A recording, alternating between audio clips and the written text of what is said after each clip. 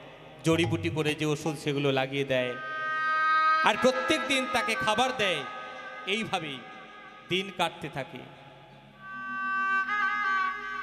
বলে, ওরে মা, তুই এক কাজ করবি, একবার একটা থালাই করে ফলমূল নিয়ে আমার গোবিন্দের সামনে দিবি, আমি যে গোবিন্দের মুখে একটু তুলে দেব।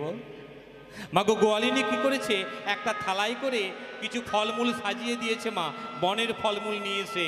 আর বাসুদেব বিপ্র কি করেছে, ভগবানের সামনে সেটা দিয়েছে, দিয়ে বলছে, হে ভগবান, জানি না আমি জন্মে কোনো সৌভাগ্য করেছি কি দুর্ভাগ্য, এটা আমার জানি না, কিন্তু ঠাকুর এই অভাগে আমি অভাগা, আমার সেবা তুমি গ্রহণ করো ঠাকুর। হে ঠাকুর,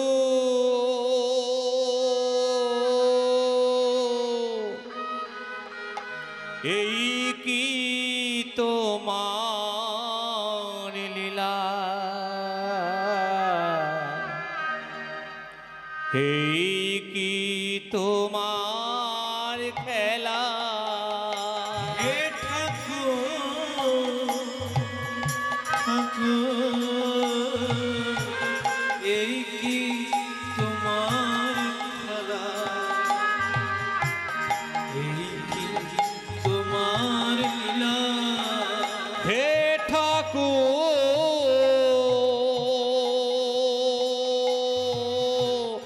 এই কি তোমার লীলা,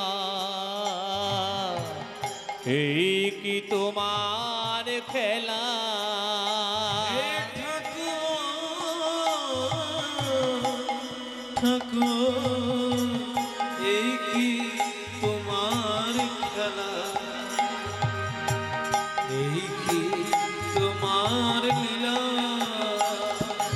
মায়ার মোহেতে গড়েছিল আমি বালু চরে খেলা ঘর, বুঝি নাই আমি, বুঝি নাই আমি, জীবনে উঠিবে ঝড়।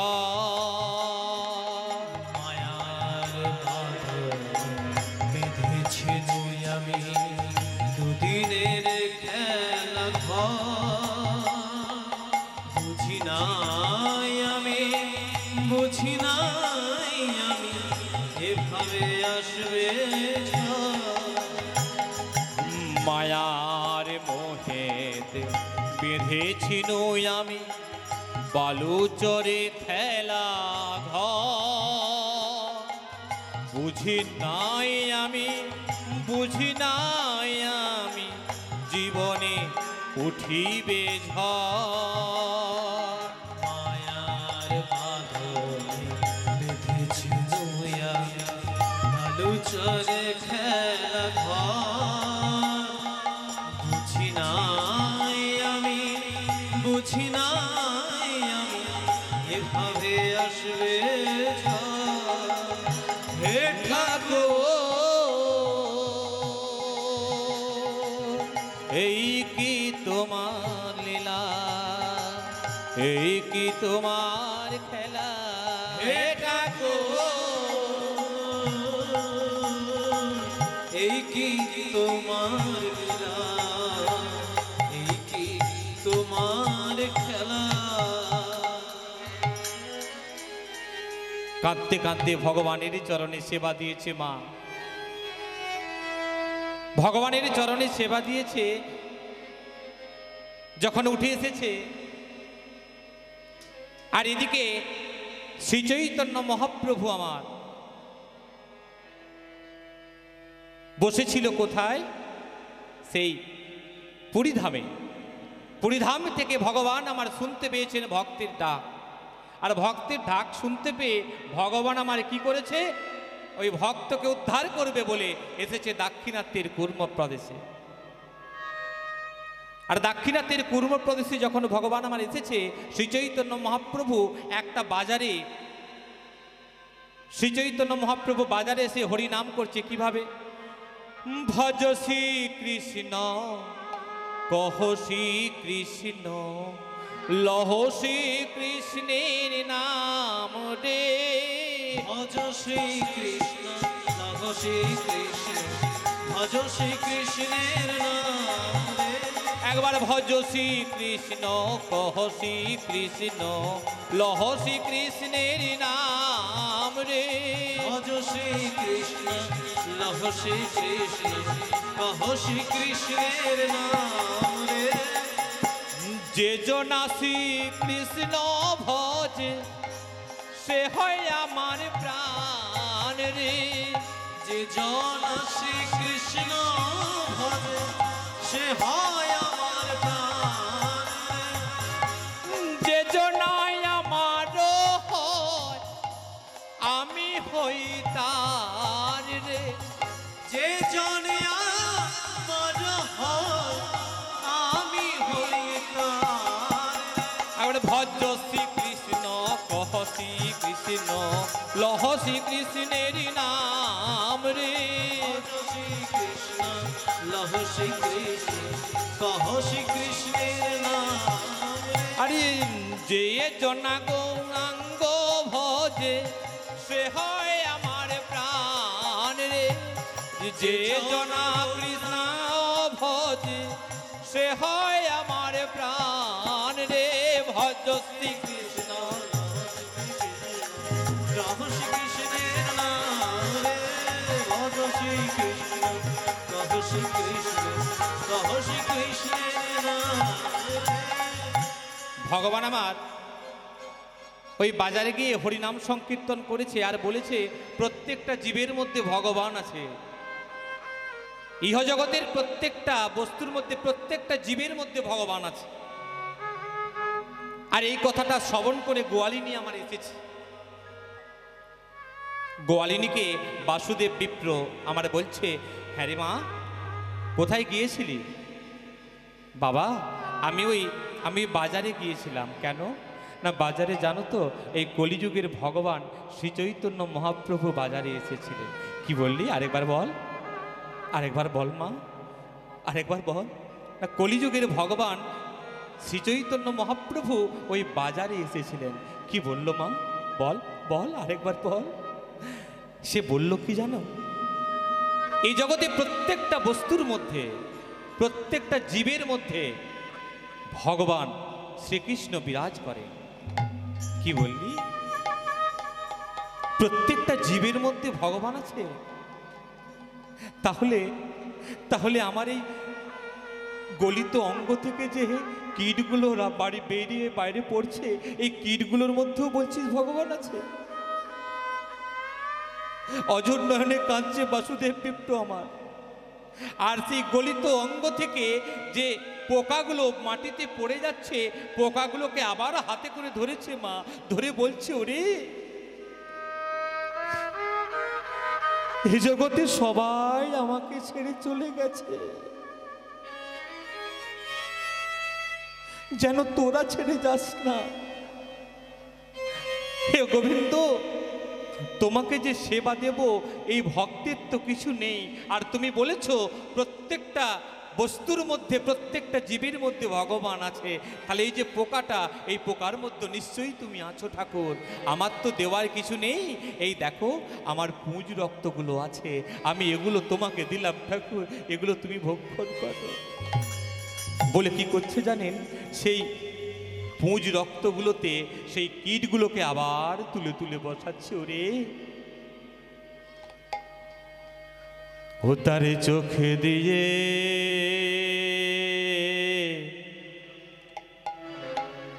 বাড়ি ঝরে, তার চোখের দিয়ে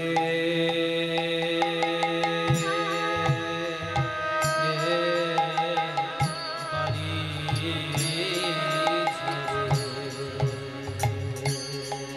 ও তার চোখ দিয়ে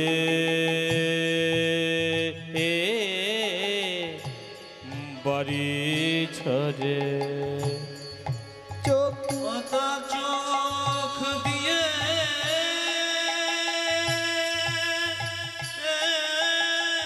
বাড়ি ঝরে।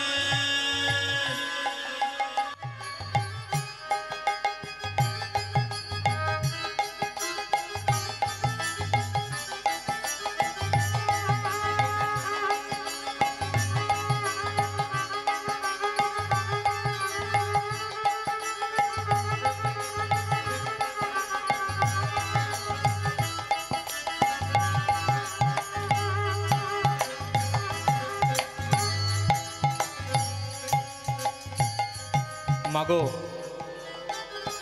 এই চোখ দিয়েও ভগবানের সেবা করা যায় কিভাবে? নয়ন জলে ফেলে। এই চোখ দিয়ে যে ভগবানের সেবা করা যায় ভগবান নিজে দেখিয়েছিলেন মা। ত্রেতা যুগে ভগবানের রামচন্দ্র, আপনারা সকলেই জানেন, রামচন্দ্র যখন মহামায়ার পুজো করছিলেন তখন 108টা পদ্ম দিয়ে পুজো করেছিলেন। ওই 108টা পদ্ম, তার মধ্যে 107টা পদ্ম অর্পণ করেছিলেন। একটা মা আমার লুকিয়ে রেখেছিল, আপনারা সকলে শুনেছেন। আচ্ছা বলুন তো মা, ওই 107টা পদ্ম কে? মা সেগুলোকে নিলেন আর একটাকে নিলেন না কেন? কারণ যখন মহিষাসুরের সঙ্গে মায়ের আমার যুদ্ধ হয়েছিল তখন মায়ের দেহ ক্ষতবিক্ষত হয়। ওই মায়ের ক্ষতবিক্ষত দেহ মা আমার কি করেছিলেন? সাগরে গিয়ে ধুয়েছিলেন।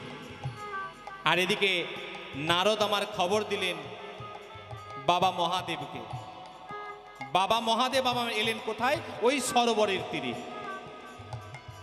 বাবা মহাদেব যখন ক্রন্দন করছিলেন, ক্রন্দন করতে করতে এক ফোঁটা চোখের জল পড়েছিল ওই সরোবরে।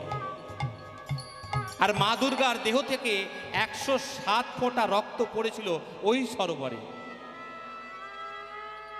ওই 107টা রক্তের ফোঁটা থেকে হয়েছিল 107খানি পদ্ম। আর বাবা মহাদেবের চোখের জল থেকে হয়েছিল একটা পদ্ম। সেই পদ্মগুলো নিয়ে কি করেছে?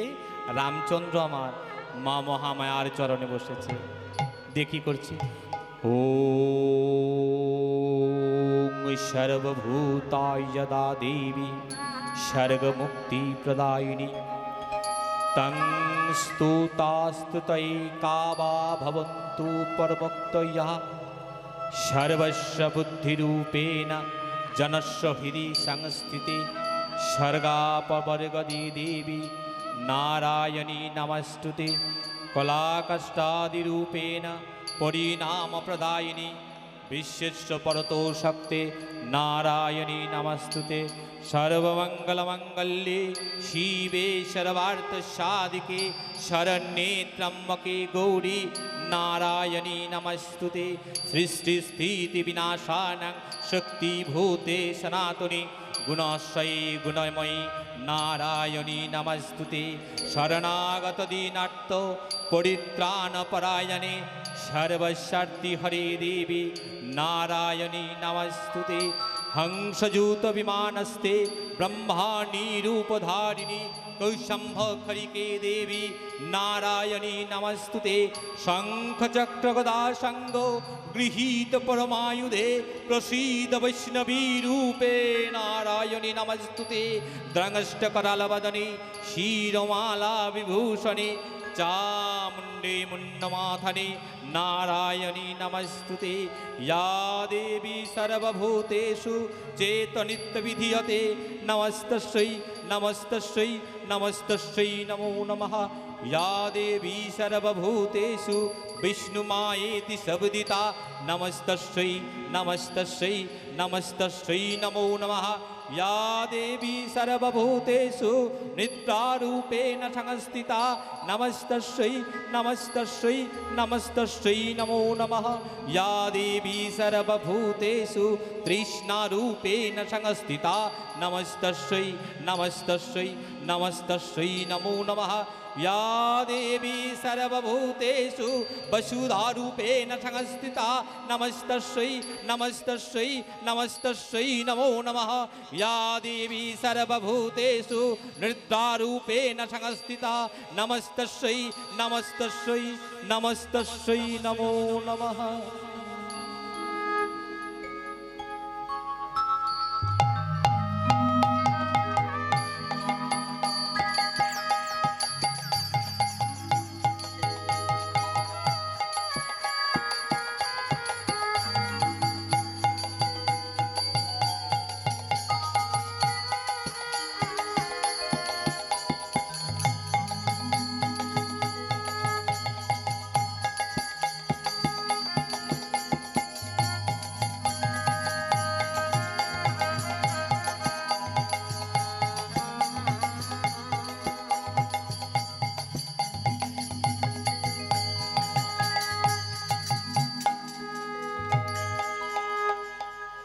ভগবানের রামচন্দ্র আমার কি করেছেন, হঠাৎ করে দেখছেন মাকে 107টা পদ্ম অর্পণ করা হয়েছে, একটা পদ্ম রামচন্দ্র আর খুঁজে পাচ্ছে না।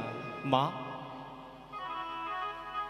মাগো, আমি তো নিজে 108টা পদ্ম নিয়ে বসেছি মা, তোকে তো 107টা পদ্ম আমি অর্পণ করেছি। মাগো বল মা, আর একটা পদ্ম আমার কোথায় গেল? মাগো, সকলে বলে আমার এই চোখ কমল লোচন, কমল মানে কি পদ্ম, সকলেই বলে আমার এই চোখটা হলো পদ্মের মতো, কমলের মতো। মাগো, যখন 107টা পদ্ম তোরে দিয়েছি, তোকে তো 108টা পদ্ম দিতে হবে, নালে তো তোর পূজা সমাপ্ত হবে না মা। তাই নে, আমি আরেকখানি পদ্ম আমি এই চোখটা তোরে দিলাম বলে মাগো নিজে বানটা নিয়ে চোখটাকে উপড়ে মায়ের চরণে অর্পণ হবে। আর সঙ্গে সঙ্গে মা আমার কি করেছে, হাতটা এসে ধরেছে। ভগবান, তুমি না ভগবান? মা, আমি তো তোর পূজা করছি মা, 107টা পদ্ম তোরে দিয়েছি, কিন্তু একটা পদ্ম তো তোরে দিতে পারিনি, তাই আমি নিজের চোখ দিয়ে ওই 108টা পদ্ম আমি পূরণ করলাম মা। মা আমার বলছে তুমি তো ভগবান, তুমি সকলকে পরীক্ষা করো, আমি তোমায় পরীক্ষা করব না? না, 107টা পদ্ম হয়েছিল আমার অঙ্গের রুধির, রুধির মানে রক্তে, আর ওই একটা পদ্ম, যে পদ্মটা হয়েছিল আমার পতি দেবতা, সেই পতি দেবতার নয়নের জলে। তুমি বলো তো আমি কেমন করে আমি পরনে নেব, কেমন করে মন নেব, আমি কেমন করে চরণে নেব, কেমন করে চরণ নেব। একবার বলো বলো গো, বলো ভগবান, আমি কেমন করে চরণে নেব। বলো বলো গো, বলো ভগবান, আমি কেমন করে চরণ নেব। একবারে বলো বলো গো, বলো ভগবান, কেমন, হরি বল হরি বল হরি বল হরি বল।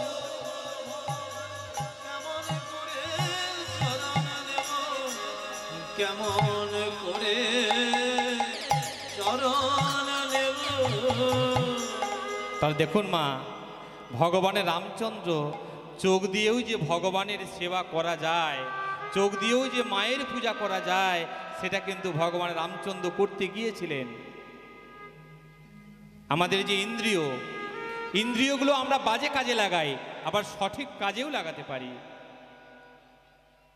চোখ, চোখ দিয়ে ভগবানের সেবা করলাম। এইভাবে ভগবানের রামচন্দ্র চোখ দিয়েও মায়ের পুজো করতে গিয়েছিলেন মা।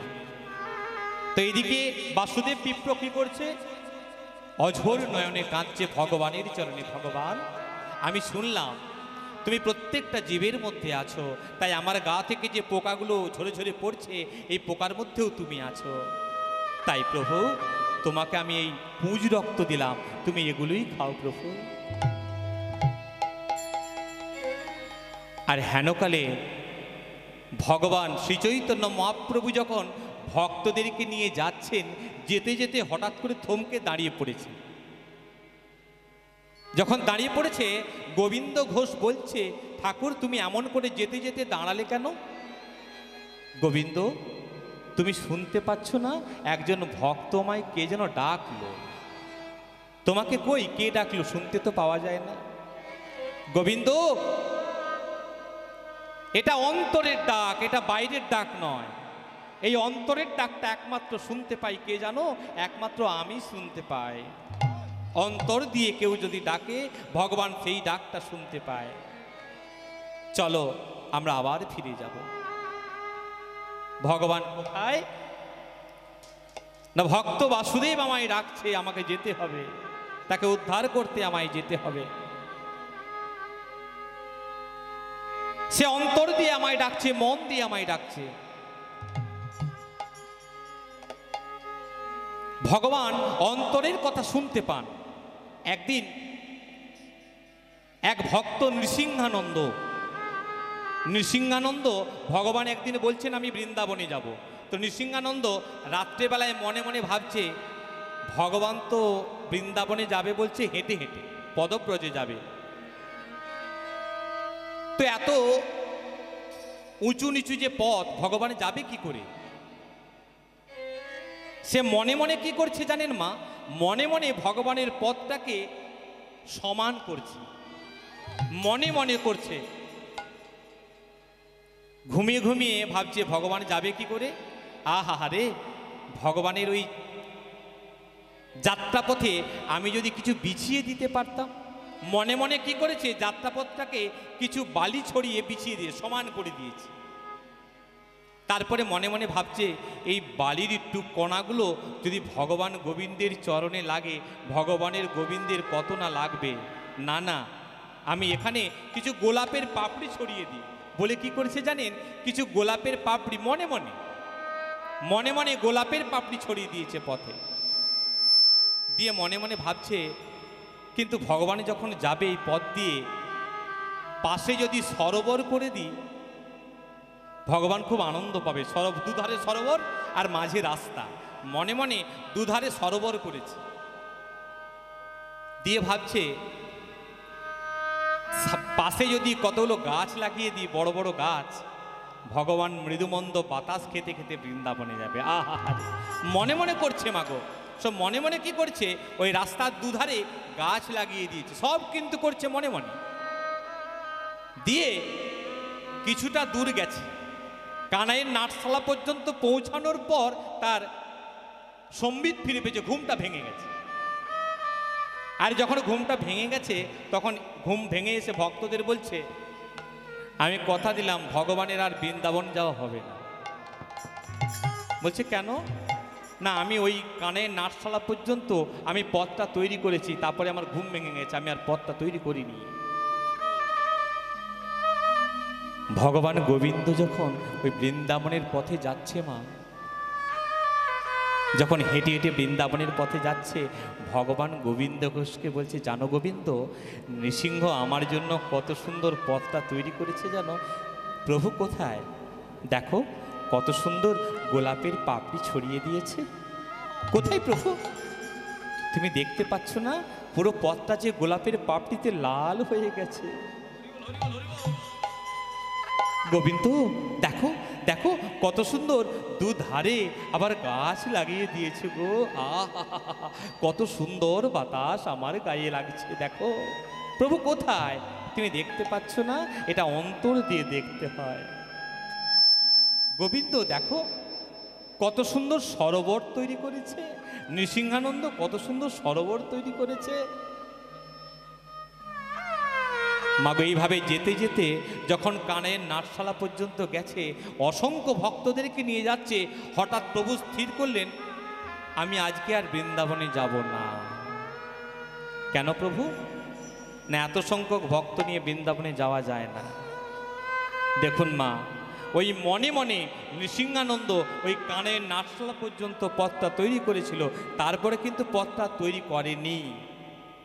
ভগবান কিন্তু বৃন্দাবন যেতে পারতেন, কিন্তু ভক্তের মনটাকে রাখার জন্য, ভক্তের মনোবাঞ্ছা পূরণ করার জন্য, ভক্তের যে মনের অন্তরের যে ডাক, সেই ডাকটাকে গুরুত্ব দেওয়ার জন্য ভগবান আমার কি করেছিলেন, ওই কানাইয়ের নাটশালা থেকে ফিরে চলে এসেছিলেন। তাহলে ভগবান অন্তরের ডাক শুনতে পায়। তাই এখানে শ্রী চৈতন্য মহাপ্রভু গোবিন্দ ঘোষকে বলছে জানো গোবিন্দ, এটা বাইরের ডাক নয়, এটা হলো অন্তরের ডাক। যে ডাকটা সকলে শুনতে পায় না, আমি শুনতে পেয়েছি। চলো চলো, বাসুদেব আমায় ডাকছে। বাসুদেবের কাছে এসে উপনীত হয়েছে। যখন বাসুদেবের কাছে এসে উপনীত হয়েছে মা, বাসুদেব দূর থেকে ভগবানকে দেখছে।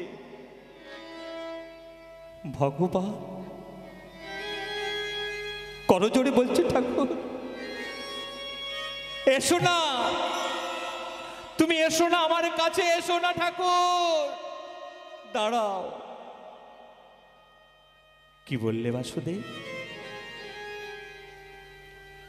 যদি আমায় এত দূরে দাঁড় করিয়ে দেবে তবে আমায় এত কাতর কণ্ঠে ডেকেছো কেন? তুমি যদি আমাকে দূরে দাঁড় করিয়ে দেবে তবে এত উন্মাদ হয়েছে আমাকে ডেকেছো কেন? দাও, এসো এসো বাসু, আমার গলে এসো। না ঠাকুর, না, এসো না। দেখো, একে একে আমাকে স্ত্রী পুত্র সকলেই পরিত্যাগ করে গেছে। ভগবান গোবিন্দ আমারে বললেন, বাসু, সকলেই তোমাকে পরিত্যাগ করেছে, কিন্তু তোমার মুখে যে এখনো হরিনাম হচ্ছে। মাগো, বাসুদেব বিপ্র হরে কৃষ্ণ নাম বলতে পারে না, শেষ সময় হরে বলতে পারে না, হবে কিন্ন বলে, হবে কিন্ন, হবে কিন্ন, ভালো করে উচ্চারণ করতে পারে না, শেষ সময়ে কুষ্ঠ হয়েছে। ভগবান তখন বললেন, জানো বিপ্র, যদি অন্য কোনো সংকেতে হয় নামাভাস, তবুও নামের তেজ হয় না বিনাশ। একটা সোনার আংটি আপনি এখন পড়ুন, দিয়ে মাটিতে পুঁতে রেখে দিন, মাটিতে পুঁতে রেখে দিন। 2 বছর পর ওই মাটি থেকে আবার সোনার আংটিটা তুলুন, দেখবেন সোনার আংটি কিন্তু সোনাই থাকে, রূপো হয়ে যায় না। ভগবান আমার বললেন, যেমন আমরা একটা কথা বলি না, সোনার আংটি আবার বাঁকা, তুমি নাম করো। ভগবান বললেন নামাভাস, নামাভাস মানে কি? নামের আভাস। হয়তো এই যে আমরা যখন কীর্তন করতে আসি, কীর্তন করতে আসার সময় আমাদের গ্রামে কিছু ছেলে বলছে হরি বল, হরি বল। মাগো, এই যে আমাদেরকে টিটকিরি করে হরি বল বললো, এতেও ওদের ভগবানের কৃপা হয়ে গেল। কেন? ভগবানে বলেছেন শুধু নাম বললেই হলো,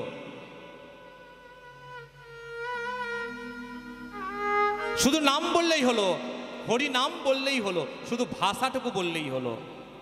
তাই যখন হবে কিন্ন বলছে, ভগবান বলছেন ওতেও আমার কৃপা হয়ে গেছে।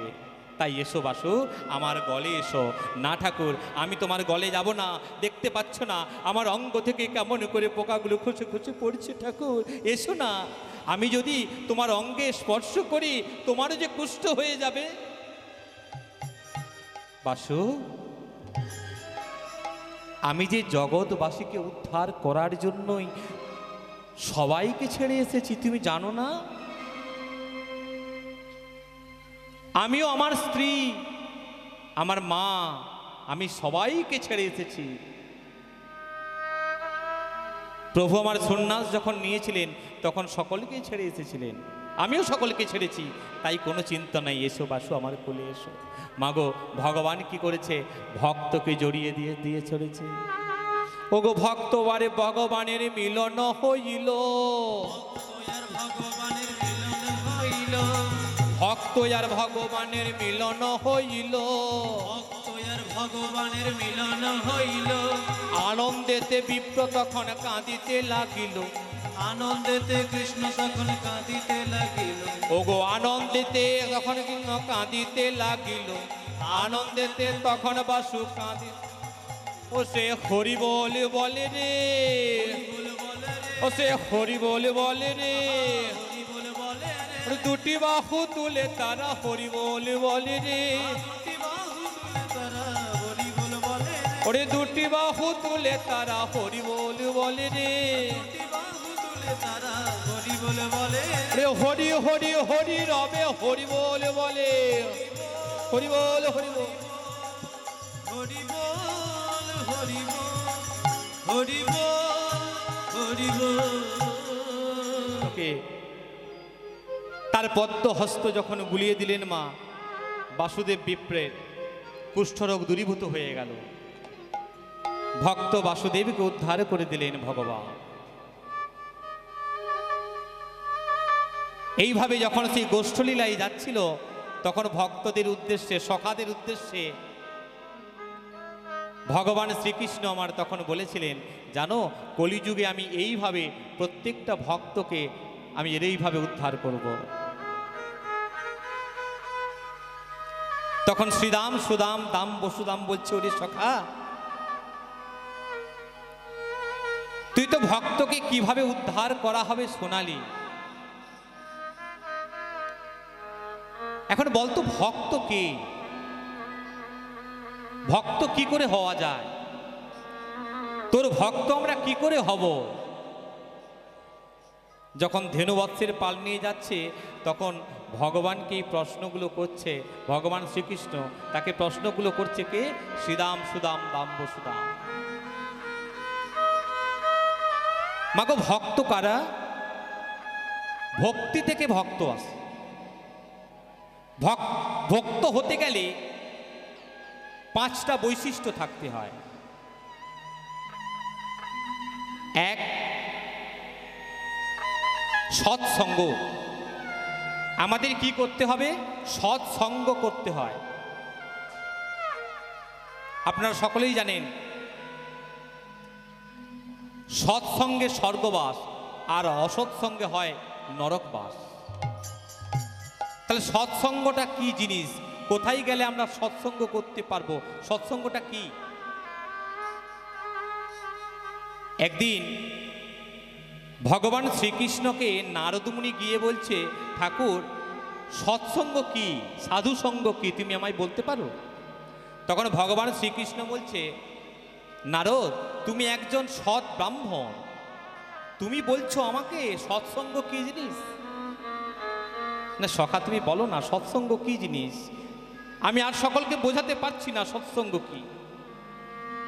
বলছে, শোনো, এত সহজ প্রশ্নের উত্তর আমাকে জিজ্ঞেস করো না, তুমি এক কাজ করো, কালকে সকালবেলায় ঘুম থেকে উঠে যাকে প্রথম দেখবে তাকেই জিজ্ঞেস করো সৎসঙ্গ কি জিনিস। মাগো নারদমুনি পরের দিন সকালবেলায় যেই ঘুম থেকে উঠেছে, হঠাৎ দেখতে পেল একটা কাঠবিড়ালি গাছ থেকে নামছে। মা যখন গাছ থেকে নামছে, তখন নারদমুনি বলছে, এই কাঠবিড়ালি, কাঠবিড়ালি, বল না রে, সাধু সঙ্গ করলে কি হয়, সৎসঙ্গ করলে কি হয়, বল না রে। মাগো যেই না বলেছে, সঙ্গে সঙ্গে কাঠবিড়ালিটা ওই নারদমুনির চরণে এসে প্রাণ ত্যাগ করেছে। ছুটতে গেল নারদমুনি শ্রীকৃষ্ণের চরণে, ঠাকুর, এ তুমি কি করলে? একটা অবলা জীবকে তুমি আমার চরণে এসে মেরে ফেললে, জানো এতে আমার কত পাপ হলো? ভগবান শ্রীকৃষ্ণ বলছে, কেন, কি হয়েছে? আমি যখন বলেছি কাঠবিড়ালিটাকে যে সৎসঙ্গ করলে কি হয়, কাঠবিড়ালিটা আমার চরণে এসে প্রাণ ত্যাগ করেছে। নারদ, শোনো, তুমি আরেকবার যাও, আরেকবার যাও, পরের দিন ঘুম থেকে উঠে যাকে প্রথম দেখবে আবার তাকে জিজ্ঞেস করো সৎসঙ্গ কি জিনিস, সৎসঙ্গ করলে কি হয়। মাগো নারদমুনি পরের দিন আবার যখন ঘুম থেকে উঠে চোখটা খুলেছে, বাইরে বেরিয়ে দেখছে একটা ছোট্ট বাছুরি, বাছুরিগুলো ছুটে না, ছোট্ট বাছুরি ছুটে চলে যাচ্ছে। এই বাছুরি, বাছুরি, বল না রে, হরিনাম করলে কি হয়, বল না রে, সৎসঙ্গ করলে কি হয়। মাগো যেই না বলেছে, ছোট্ট বাছুরিটা অঝোর নয়নে কাঁদতে কাঁদতে ওই নারদমুনির চরণে গিয়ে আবার প্রাণ ত্যাগ করেছে। ছুটতে চলল নারদমুনি শ্রীকৃষ্ণের চরণে।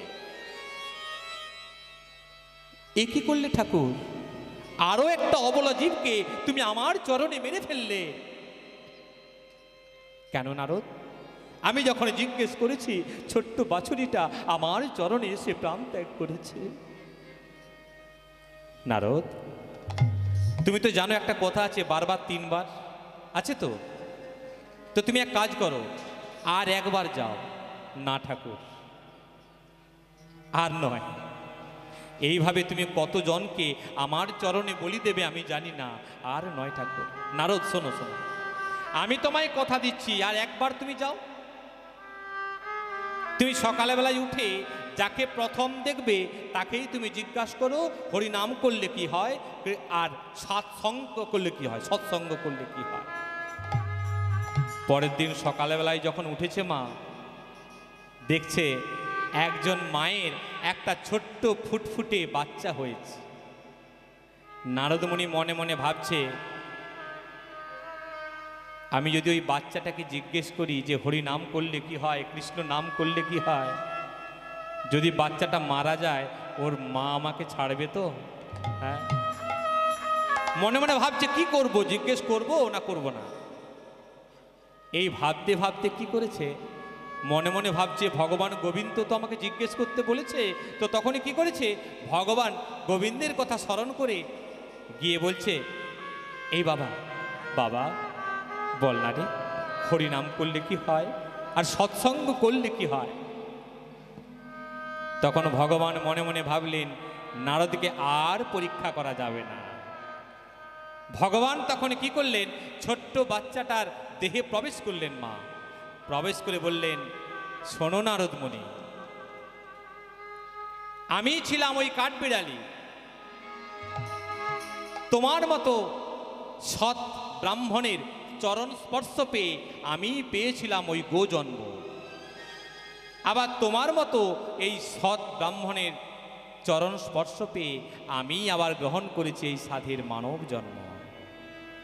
তাহলে দেখলেন মা, সৎসঙ্গ বা সাধু সঙ্গ করলে কি হয়।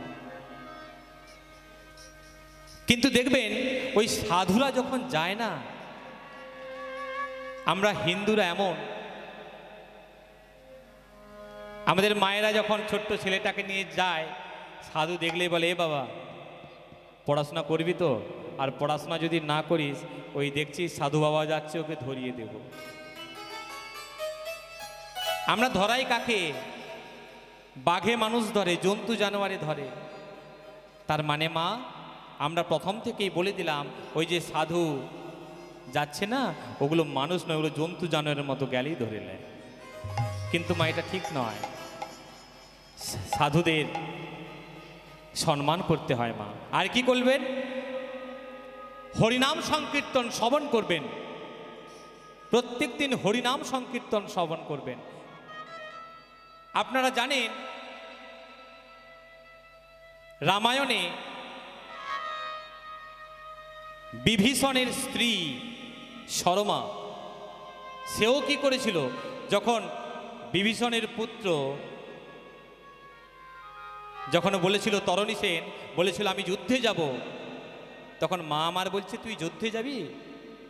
মা আমার মনে মনে চিন্তা করছে মৃত্যু সবারই হয়, আমি জানি তরণী যদি যুদ্ধে যায় তখন রামচন্দ্রের হাতে ও মৃত্যু হবে, কিন্তু ভগবানের হাতে মৃত্যু মা হয়েও ভেবেছে এ সুযোগ নষ্ট করা যায় না।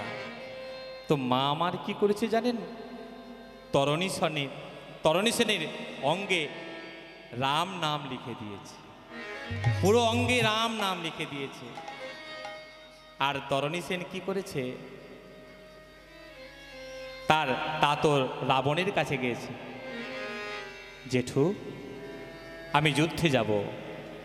তরণী তুই যুদ্ধে যাবি? হ্যাঁ কাকু আমি যুদ্ধে যাব।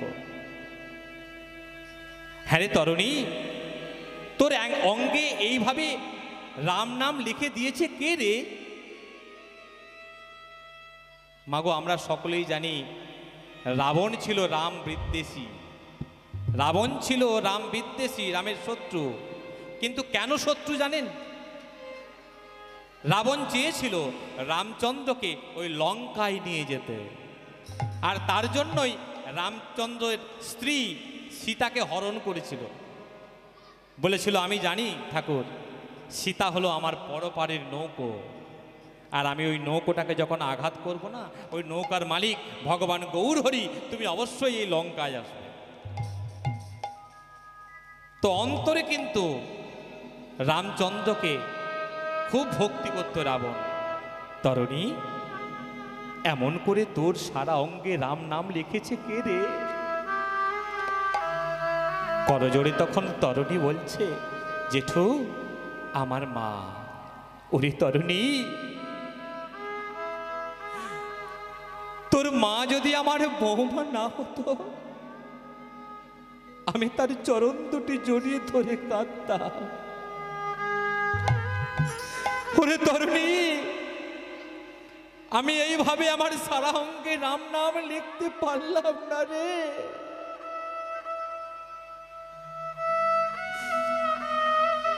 ছোট্ট তরুণী যখন যুদ্ধে গেছে মা, রামচন্দ্র অবাক হয়ে গেছে। কে বালক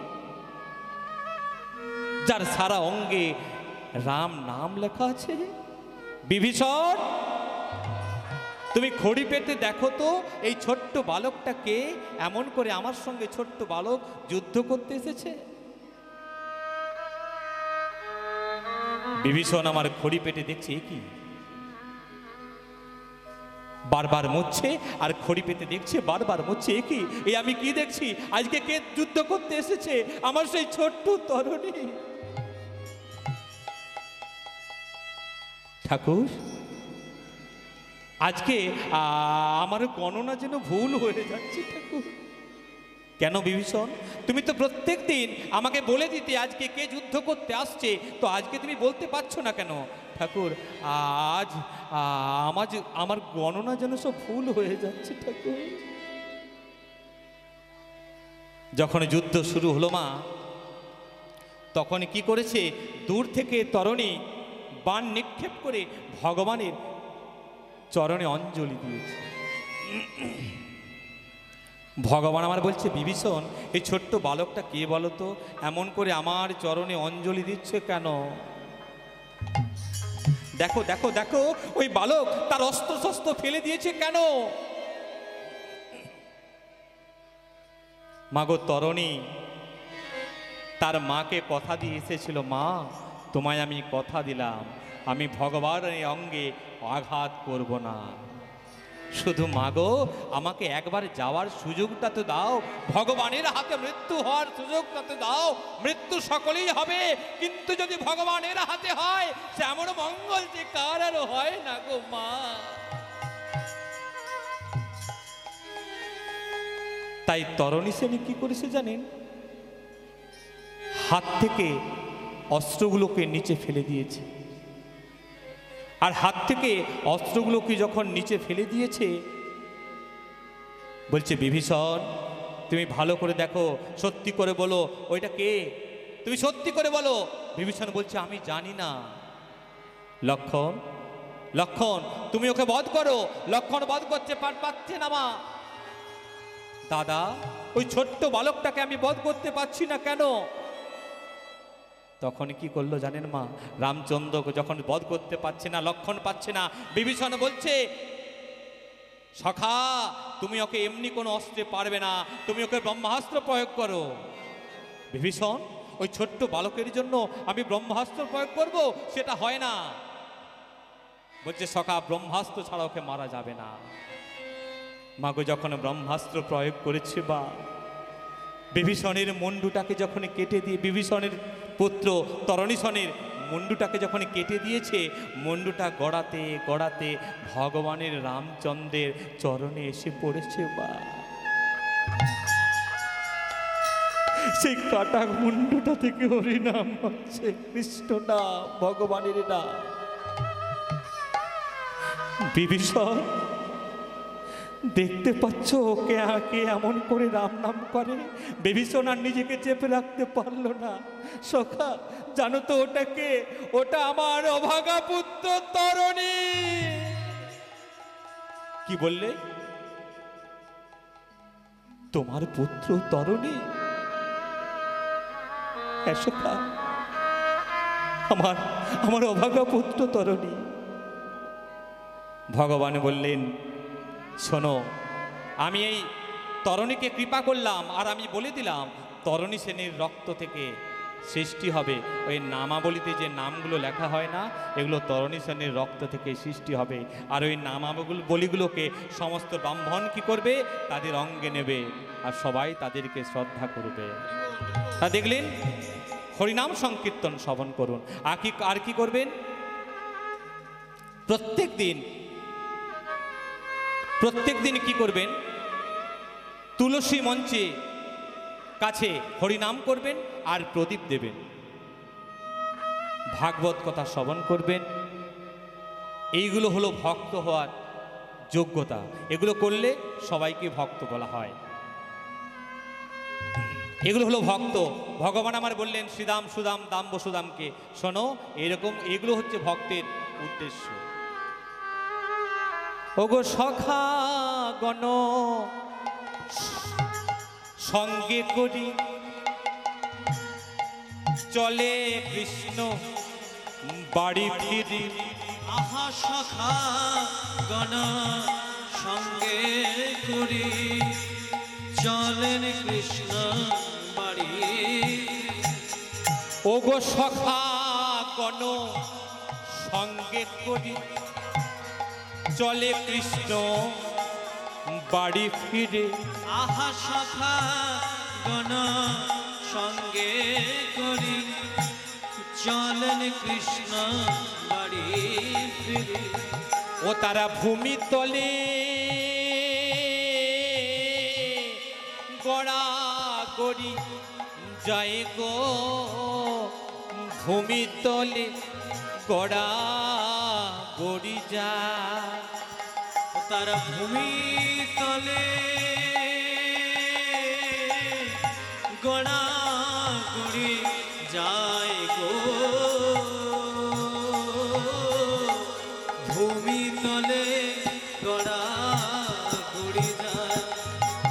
তারা মুখে হরি হরি বলে, আহা মুখে হরি হরি বলে। ও তাদের আনন্দেরা সীমা নাই রে, মুখে হরি হরি বলে। ও তাদের আনন্দ আর হরে নয়া মুখে হরি হরি বলে। ও তারা গোচ্চারণে ফেরার কালে, তারা মুখে হরি হরি বলে। তারা ধেনু নয়ে যায় ফিরে। তারা মুখে হরি হরি বলে। তারা ধেনু নিয়ে যায় ফিরে। মুখে হরি হরি বলে। তারা ধুলাই গড়া গড়ি যায় রে, মুখে হরি হরি বলে। তাদের আনন্দের আর সীমা নাই রে, মুখে হরি হরি বলে। তাদের আনন্দের আর সীমা নাই রে। মুখে হরি হরি হরি বল হরি বল হরি বল হরি বল। মুখে হরি হরি বলে। হে আনন্দের আর সীমা নাই রে। মাগো, যখন ধেনুবৎসগুলোকে সঙ্গে নিয়ে আর সখাগণকে সঙ্গে নিয়ে যখন সকলে বাড়ির অভিমুখে যাচ্ছে মা, সকলে আবার ধুলায় গড়াগড়ি যায়, সকলেই ধুলায় গড়াগড়ি যায়। তাদের আনন্দ আর ধরে না। আর দূর থেকে দেখতে পেল মা যশোমতী আমার কাঁদছে। যখন দেখতে পেয়েছে মা যশোমতী আমার কাঁদছে, ছুটতে গিয়ে শ্রীকৃষ্ণ আমার কি করেছে, মা যশোমতীর চোখগুলোকে মুছিয়ে দিয়েছে আর বলছে, ওরে কোন বনে ছিল ধেনু বলে আমার রাম কানু। কোন বনে ছিল ধেনু বলে আমার রাম কানু। ওরে কোন বনে ছিল ধেনু, একবারে বলে আমার রাম কানু। আহা কোন বনে ছিল ধেনু বলে আমার রাম কানু। তোর অঙ্গে ধুলি কে বামা খালো রে, অঙ্গে ধুলি কে মা খালো রে। অঙ্গে ধুলে কে মা মাখালো রে কে মাখালো কে মাখালো রে বল বল কে মাখালো কে মাখালো তোর অঙ্গে ধুলি কে মাখালো অঙ্গে ধুলি কে মাখালো একবার বল রে আমা ওরে রাম কানু তোর অঙ্গে ধুলি কে মাখালো বলে রে আমার ও রাম কানু অঙ্গে ধুলি কে মাখালো তোর রাঙা বদন শুকাইয়ে গেল অঙ্গে ধুলি কে মাখালো ও তোর রাঙা বদন শুকায়ে গেল অঙ্গে ধুলি কে মাখালো তোর রাঙা বদন শুকাইয়ে গেল বল বল কে বাই অঙ্গে ধুলি দিল শুকায়ে গেল বল কে বাই অঙ্গে ধুলি দিল ওরে কানাই তোরা কোন বনে ছিলি বাবা এমন করে কে তোর অঙ্গে ধুলি লেপেছে বাবা কোন বনে গিয়ে তুই ধেনু চড়ার ছিলি বল আর তোকে আমি সকালবেলায় যে খাবার দিয়েছিলাম সেটাও খাসনি বাবা দেখ তোর রাঙা বদনটা কেমন যেন শুকাইয়ে গেছে মা গো ও গো আমার মা মা জানো তো আমি ওই খাবার নিয়ে যখন গোচারণে গিয়েছিলাম যখন গোষ্ঠী গিয়েছিলাম আর সকল সখারা যখন তাদের যখন খিদে পেয়েছিল আমি খাইয়ে দিয়েছি ভগবানের দ্বারা কি বোঝালেন ভগবান বোঝালেন আমি ভগবান আমি নিজে না খেয়েও ভক্তদের খাওয়াতে পারি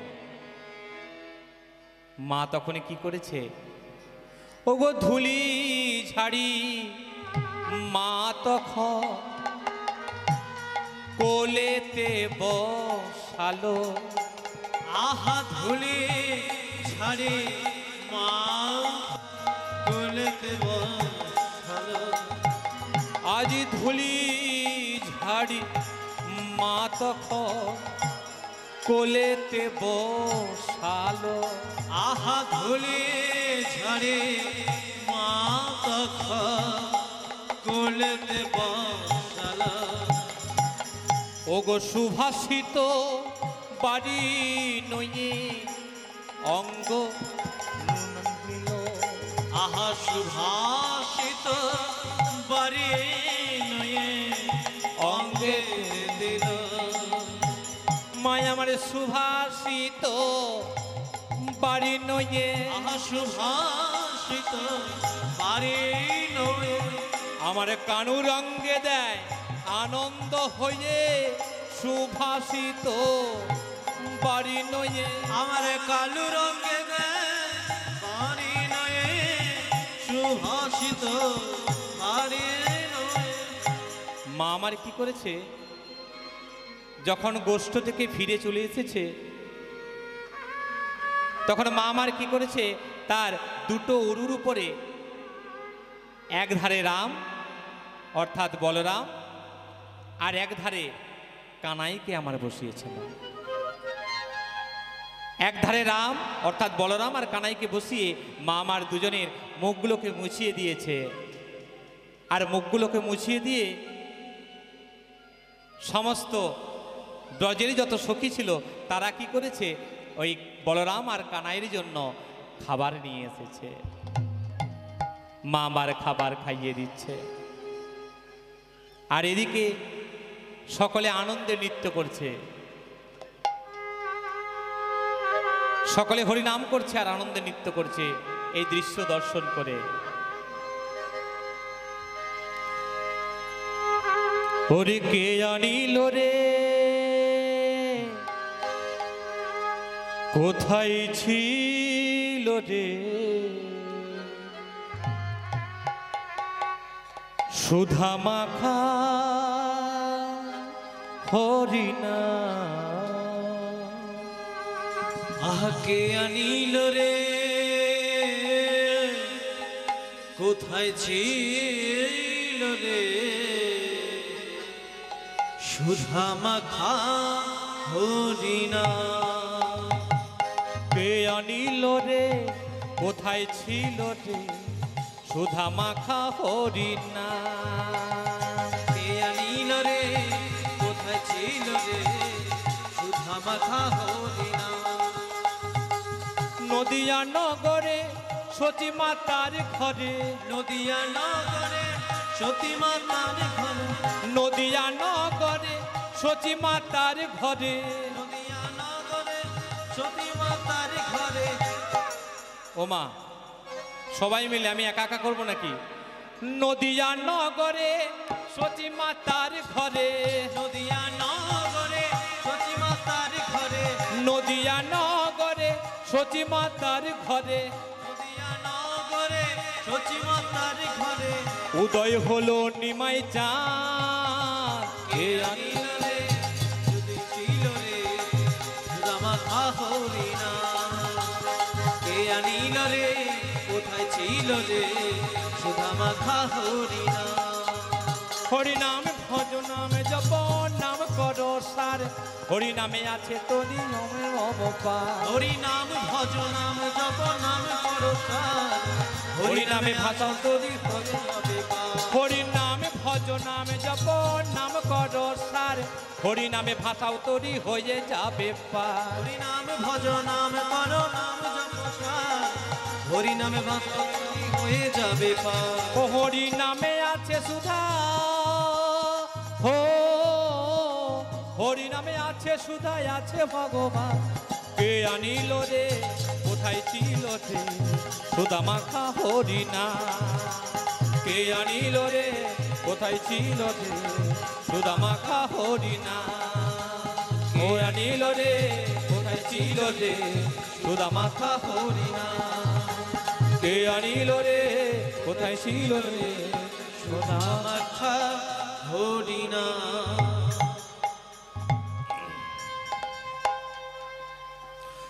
बोलो रे पापिया, बोलो रे पापिया, कहाँ गए से बजना मुरली में राधा की नाम। बोलो रे पापिया कहाँ गए श्याम, बजे ना मुरली में राधा की नाम। बोलो रे पापिया, कहाँ गए से बजना मुरली में राधा की नाम। बोलो रे पापिया कहाँ गए श्याम, बजे ना मुरली में राधा की नाम। बोलो रे पापिया, बहुत दिनों से आस लगी मैं, बहुत दिनों से आस लगी मैं, बहुत दिनों से आस लगी मैं। बहुत दिनों से आस लगी मैं, कैसे दर्शन पाऊं से, कैसे दर्शन पाऊं से।